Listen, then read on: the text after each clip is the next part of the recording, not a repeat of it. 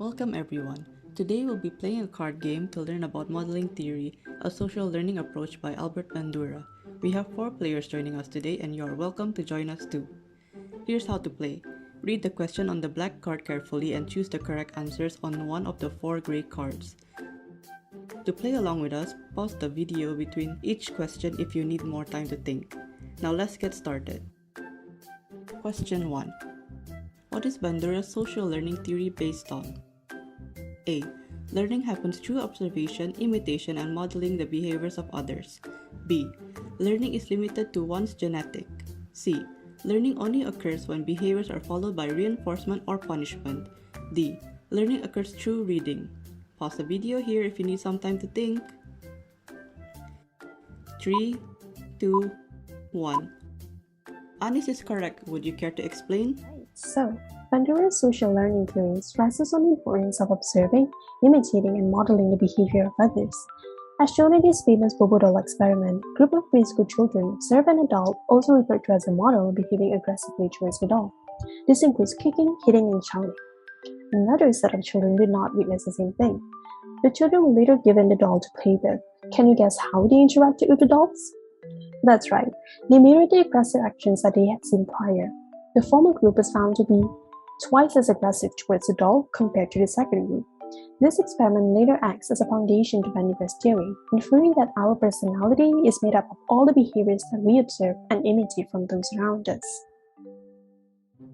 That's a great explanation. Let's go into question 2. Modeling does not depend on A. Characteristics of model. B. Characteristics of observer. C. Reward and consequences. D. Distance between observer and model. Pause the video here if you need some time to think. 3, 2, 1. Anis is on a roll. Can you please explain this? 3 major elements that influences one's tendency to imitate a behavior. Number 1 being the model's characteristic. It was found that we are more likely to imitate those who we perceive to have a higher status or are similar to ourselves in terms of age and gender. The complexity of the behavior that's being carried out also influences whether or not we would imitate the behavior. Secondly, the observer's characteristic. For children under the age of 2, modeling is limited due to their underdeveloped cognitive abilities. The model needs to repeat the behavior multiple times after the input attempts to imitate. It was also found that those with low self-esteem are more likely to imitate a behavior, as well as those who have been reinforced for imitating a behavior before. Last but not least, the third factor is the reward and the consequences that follow the behavior. It was found that we are more likely to imitate if the model is rewarded, and if the model is penalized, we are less likely to do so. Even so, if the reward is of a little value to the observer, the odds of imitating are also reduced. That's all for me. Back to you, Anissa. Thanks, Anis. Next. Question 3. What are the proper steps applied in observational learning? A. Identification, definition, recall, rationalization. B. Inquiry, definition, explanation, reinforcement. C. Understanding, memorization, recall, repetition. D. Attention, retention, reproduction, motivation. Pause the video here if you need some time to think. 3, 2, 1. Balkis is correct. Can you please explain this? Certainly. Without a doubt, observational learning teaches people how to engage in new activities in 4 steps.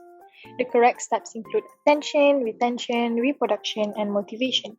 We begin by paying great attention to the model in order for us to observe and learn from it, as well as to form a mental image of the behavior. We also recall what we've learned in the second step, and it is called retention. It's vital that we remember the act so that we can do it again later. Even if the conduct is reproduced soon after witnessing it, memory plays a key function in this step for us to refer. Enacting or reenacting the activity is the third step, and it is called reproduction. This stage explains our ability to duplicate the model's behavior or a previously recalled action. Even if we wanted to, we could not duplicate the behavior because of our own physical limitations. As an example, consider the following. Due to a lack of physical power, a child will be unable to emulate a father performing a complex action that takes a lot of effort, such as carrying a pack of 5 kilograms of rice. Finally, we will be motivated to repeat the activities that we just witnessed. This is referred to as the incentive and motivating step. It is our desire to carry out an action when we consider the repercussions of the rewards and punishments associated with that behavior. We are more inclined to imitate an action if the perceived benefits outweigh the observed difficulties. Thank you, Balkis. Let's go into question 4. What are the two aspects of self? A. Self-reinforcement and self-efficacy. B. Self-regulation and self-growth. C. Self-awareness and self-confidence. D. Self-motivation and self-determination. Pause the video here if you need some time to think. 3, 2, 1. Eunice is correct. Can you please explain this? To understand personality is to understand self first. The two aspects of self are self-reinforcement and self-efficacy. Self-reinforcement occurs when a person regulates their behavior by administering rewards and punishment. For example, by setting personal standards of behavior and achievement, you can reward yourself for meeting those standards. That is why it is important to not set unrealistic standards that cannot be met. The term self-efficacy was coined by Bandura. It is the belief in your own abilities to exercise control over your own life. People with low self-efficacy are often unmotivated and have low aspiration, whereas people with high self-efficacy are more resilient to obstacles and have high aspiration. So can you develop self-efficacy? The answer is yes. According to Bandura, there are 4 sources of self-efficacy. Firstly, performance attainment. Prior experiences can influence a person's self-efficacy. For example, getting positive feedback on a task will more likely make you feel competent than receiving negative feedback. Secondly, vicarious experiences. A person's self-efficacy can be developed through others' competence and comparing it to their own. It is the essence of, if they can do it, so can I. Thirdly, verbal persuasion. The simple act of being reminded that a person can achieve is able to strengthen self-efficacy. Receiving words of encouragement can help you believe in your own abilities. Lastly, physiological feedback. People experience sensation from their body, and how they perceive that physiological or emotional arousal will affect self-efficacy. For example, you may feel more confident about yourself after completing a task calmly than anxiously. Back to you, Anissa. Thank you, Eunice. Let's go into question 5. What do people in the middle of adulthood experience in their developmental stage? A. Learning how to deal with pubertal changes. B. Lapses and difficulties in memory. C. The absence of belief in their capabilities can impact negatively on their motivation and also the way they approach new learning situations. D. They feel pressured by younger co-workers. Pause the video here if you need some time to think. 3, 2, 1. Eunice is correct. Anissa, do you mind explaining this? Yeah, sure. There are a lot of changes people in the middle of adulthood will experience. There are situations in which they need to compete for promotion, status, and even work itself. Not to mention the need to force constant self-appraisals of capabilities by means of comparison. Not only do they have to deal with these experiences with co-workers in their age group, but also with their younger co-workers. Lastly, they must deal with the rapid changes of technology. They have to learn new skills and also keep up with the latest technology. We're down to the last 2 questions. Are you ready? Question 6. Which type of therapy is not developed by Bandura? A. Guided participation. B. Interpersonal therapy. C. Covert modeling. D. Modeling. Pause the video here if you need some time to think. 3, 2, 1. Yasmin is correct. Would you care to explain? Okay, so Bandura has adopted 3 types of therapy by using modeling techniques. This therapy will help to eliminate fears and other intense emotional reactions. One of the therapy is called modeling therapy, which is a learning that occurs through observation and imitation alone, without the comment or reinforcement by the therapist. This therapy is in the basic concept of modeling to relearn or change behavior just by observing the model. For example, Ali is a 5-year-old kid who is afraid of cats. Whenever he sees a cat, he always cries.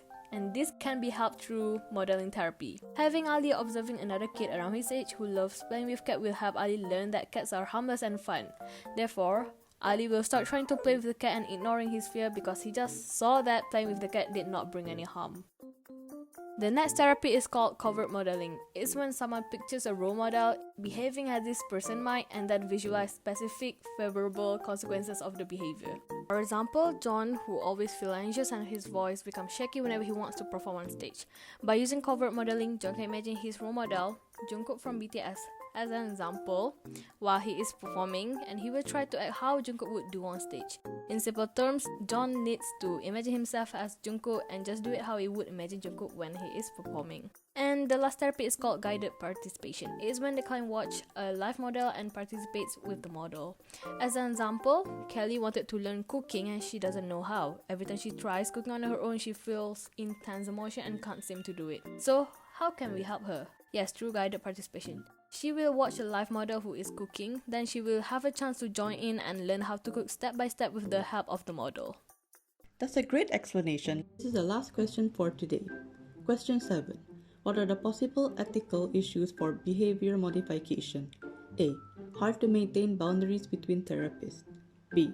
Exploit people, manipulating and controlling against someone's will. C. Protecting privacy and confidentiality. D. Respecting clients' differences. Pause the video here if you need some time to think. 3, 2, 1. Yasmin is correct again. Would you care to explain? Okay, so these are the criticism and the possible ethical issue for behavior modification. However, Bandura has explained that behavior modification does not occur without the client's awareness. Self-awareness and self-regulation are important for the effectiveness of any program to change or relearn behaviors. People come to the therapist to eliminate specific fears and anxieties that inhibit their ability to function or to cope with daily life. The client also decides what they want to change, and it will also help in increasing personal freedom and growth of the clients. We have reached the end of our game. Thank you for playing with us. We hope you enjoyed your time and learned something today.